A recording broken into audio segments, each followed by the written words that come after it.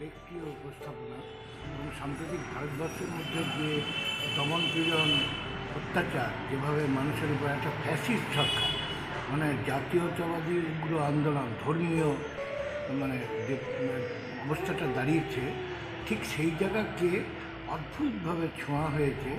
যেখান থেকে নাটকটা হবে কি হবে না আলাপ আলোচনা করে, এবং সর্বশ্রেষ্ঠ কাজ হয়েছে যে রবীন্দ্রনাথ ঠাকুরের যে অপমান 2015 সালে করা হয়েছিল এমন একজন মহান মানুষকে, তাকে আলোচনায় এনে বাংলা নাটকে এই নজির প্রথম প্রতিস্থাপন করা হলো। এটা একটা দুঃসাহসিক কাজ। সমরেশবাবু এবং শ্যামবাবুর নাট্যচর্চা কেন্দ্রের সমস্ত শিল্পীরা যে কাজ করেছেন, সেই কাজ সচরাচর কেউ করে না।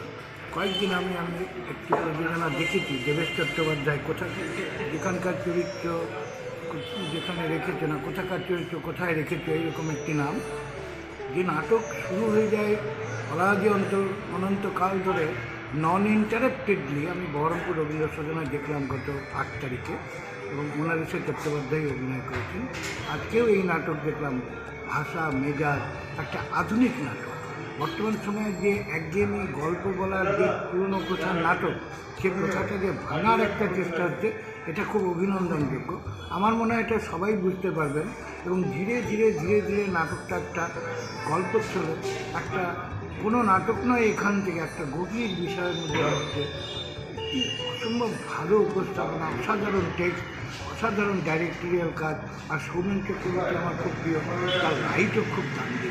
সমরেশবাবু শ্যামবাজার নাট্যচর্চা কেন্দ্র খুব উন্নত, সন্দেহ নেই। এবং রবীন্দ্রনাথকে নিয়ে এসে মানে এই জিনিসগুলো, এই বিতর্কগুলোতে তো সবাই ভীষণ ভয় পায়, এবং ওই যে হোয়াটসঅ্যাপ ইউনিভার্সিটির ওই গসিপগুলো ছড়ানো, একটা অতি সম্প্রতিকালে একটা জিনিস দেখতে পাচ্ছি যে কিছুর মধ্যে কিছু না, হঠাৎ রবীন্দ্রনাথের পূর্বপুরুষদের মানে রবীন্দ্রনাথ কেন মুসলমান বিরোধী কথাবার্তা বলছেন না, এইটাকে একটা জনমানুষে প্রতিষ্ঠা দেওয়ার জন্য ওই জিনিসটাকে নেওয়া হয়েছে।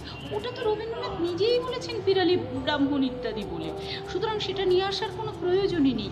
এই জিনিসগুলোকে, যে হোয়াটসঅ্যাপ ইউনিভার্সিটি, এই যে এখনকার চর্চা, এটার সঙ্গে ঘরে বাইরে, এটার সঙ্গে চারুধ্যায়, এবং তার যে মানে ভেতরকার, যেটা রবীন্দ্রনাথকে ভীষণভাবে পীড়িত করেছিল সেই সময়, যার জন্য সক্রিয় রাজনীতি থেকে তিনি সরে এলেন। ভীষণভাবে বঙ্গভঙ্গের সময় তার সক্রিয় রাজনীতিতে অংশগ্রহণ ছিল, সেটার অভিজ্ঞতা থেকে তিনি ঘরে বাইরে রচনা করছেন। চারুধ্যায় তো আরও অনেক পরেকার কথা।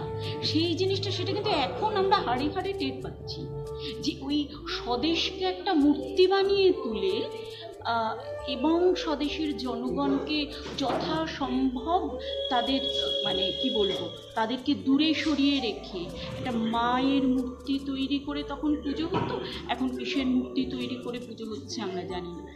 এই জিনিসটাকে ধরা মানে এবং উপস্থাপনা অসাধারণ, আমার ভীষণ ভালো লেগেছে, খুব ভালো লেগেছে। ইতিহাস জ্ঞান না থাকলে আর এই নাটকের পুরো মেজাজটা ধরা যাবে না, এটা মনে হয়েছে, এবং সেটা এখানে আছে। এবং ইতিহাস সাম্প্রতিক ঘটনাও বিভিন্নভাবে এসেছে। গৌরীর কথা এসেছে, মানে গৌরী লঙ্কেশ, অত্যাচার, নিপীড়ন, মানে সোচ্চার হওয়ার বিরুদ্ধে যে একটা বলা যেতে পারে যে রাষ্ট্রীয় একটা দমন, সেগুলো সবই উপস্থিত হয়েছে। এবং অত্যন্ত কৌশলী, যে একটা মসৃণ ঘটনা নয়, টুকরো টুকরো টুকরো টুকরো করে মনে হলো যে একটা কোলাজের মতো করে এই নাটকটাকে তৈরি করা হয়েছে। এবং সেটা সাধারণত এইভাবে চোখে পড়ে না, একটা ব্যতিক্রমী প্রচেষ্টা, এবং সেটা খুব সদর্থক, এবং আমি সমর্থন করি। মনে হয় এই নাটক বারবার দেখার মতো নাটক। ভারত ভাগ্য বিধাতা, অসাধারণ কনসেপ্ট, খুব ভালো। মোনালিসাকে অসংখ্য ধন্যবাদ। আমার খুব ভালো লেগেছে, একটা ভিন্ন স্বাদের একটা নির্দেশনা দেখলাম, খুব সুন্দর কনসেপচুয়াল। রবীন্দ্রনাথ ঠাকুরের চরিত্রগুলোকে যেভাবে তুলে ধরেছে, ডিকে বোসের অভিনয় অসাধারণ। 2 ঘন্টা সময় কাটলো। ধন্যবাদ শ্যামবাজার নাট্যচর্চা কেন্দ্রকে। এবং পরবর্তীকালে আমি আবারও আসবো, মানে 13ই ফেব্রুয়ারি মোস্ট প্রবলি রয়েছে, আমি আবারও আসবো গিরিশ মঞ্চে, নিশ্চয়ই এসে দেখবো। অসংখ্য ধন্যবাদ। ধন্যবাদ। খুব ভালো লেগেছে, উপস্থাপনাটা খুব নতুন। মানে প্রথম হলে ঢুকে ভাবছি সত্যি কি ঢুকে পড়লাম ভুল করেই কি বেল বাজিয়ে দিই, কিন্তু তারপরে বুঝলাম যে এটা নাটকেরই অঙ্গ। এই নতুনত্বটা আমার খুব ভালো লেগেছে। আর অভিনয় তো সবারই খুব সুন্দর, সব কিছু খুব সুন্দর। আর পরে প্রথমটা তো সত্যি কথা বলতে কি বুঝতে পারিনি যে নাটক শুরু হয়েছে। এটা একটা নবতম সংযোজন বলা যেতেই পারে। নাটকের বক্তব্যটাও একটু বলিষ্ঠই মনে হলো, কারণ স্বাধীনতা আন্দোলনের ইতিহাসটাকে যদি আমরা বিচার করে দেখি, যে রবীন্দ্রনাথকে বিকৃত করে যেভাবে উপস্থাপনা করা হয়েছিল, পঞ্চম জর্জের প্রশংসায় সেই যে কিংবা বঙ্গভঙ্গ আন্দোলনের সময় 1905 সালে যে গানগুলো রচিত হয়েছিল সেগুলোকেও বিকৃত করা হয়েছিল। তারপর ব্রিটিশ বিরোধী আন্দোলনে যারা সত্যি কথা বলতে কি ব্রিটিশের তাবেদারি করে যারা স্বাধীনতা এসেছিল, আজকে তারা আজকে দেশপ্রেমিক হয়েছে, এবং তার বিরোধিতা যারা করছে তারা আজকে দেশদ্রোহী। এটা বড় আয়রনি অফ ফেট, এটা বড় অদ্ভুত লাগছে। সেই জিনিসটাকে এখানে আনা হয়েছে, ভালো লেগেছে। এছাড়া ঘরে বাইরে বা চারোধ্যায় যে বক্তব্যগুলো আনা হয়েছে রবীন্দ্রনাথের, সেটাও তো রবীন্দ্রনাথেরই বক্তব্য যে স্বদেশি জিনিস বেশি দাম বিক্রি হচ্ছে, গরিব মানুষ তো বিদেশি জিনিসই কিনবে। তখন নিখিল সমস্ত স্বদেশি জিনিসগুলো কিনে সেগুলো দিয়েছে। সেটাই তো যথার্থ স্বদেশপ্রেম।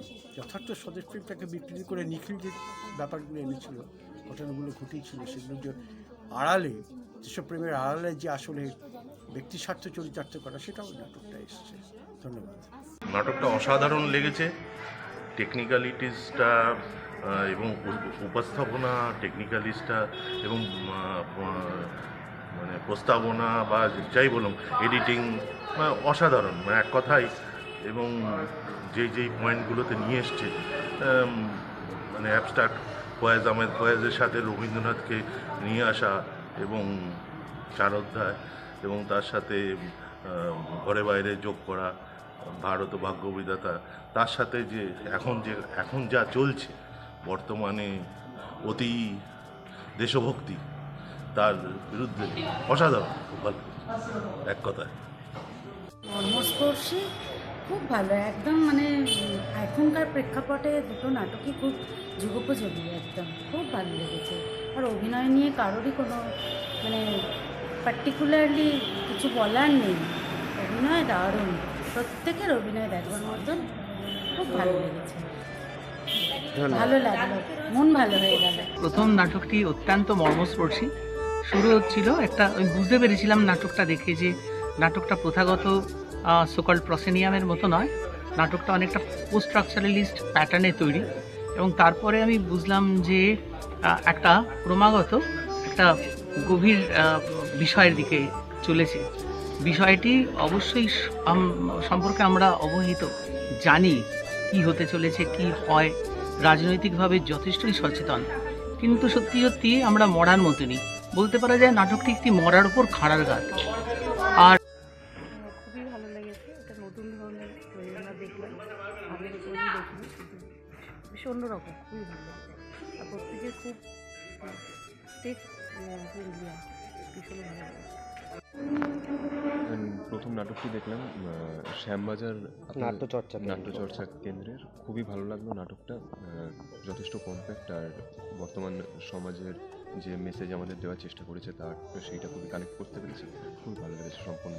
তো এটা একদমই মানে আমরা যে ধরনের নাটক থেকে অভ্যস্ত প্রসেনিয়ামে, ওই যে বেরিয়ে ভেতরের থেকে যে দর্শকরা চুপ থাকবে বা দর্শকরা কোনোভাবে পার্ট নেবে না, সেখানে কিছু একটা নতুন দেখলাম। যে নাটক শুরুর আগে কোনো থার্ড বেল নেই, তারপর হঠাৎই নাটকের মাঝখানে থার্ড বেল, এবং প্রথমে নাটকের নাম বলা নেই, কিন্তু নাটক চলছে, বুঝতে পারছি কিছু একটা হচ্ছে, একটা যে টান টান ব্যাপার, একটা যে অন্যরকম ভাবনা, সেটা খুবই সুন্দরভাবে। আর বারবার যে এটা আমাদেরকে ভাবানো যে কেন আমরা প্রশ্ন করি না, কেন আমরা চুপ করে থাকি, কেন এভাবে আমরা সব কিছু মেনে নিচ্ছি, আমরা গভীরভাবে ভাবছি না, আমাদেরকে রাষ্ট্র যা ভাবাচ্ছে তাই ভাবছি, কোথাও না কোথাও সেই ভাবনাগুলো খুব সুন্দরভাবে আমাদেরকে নাড়া দিয়ে যায় এই নাটকটার মধ্যে দিয়ে।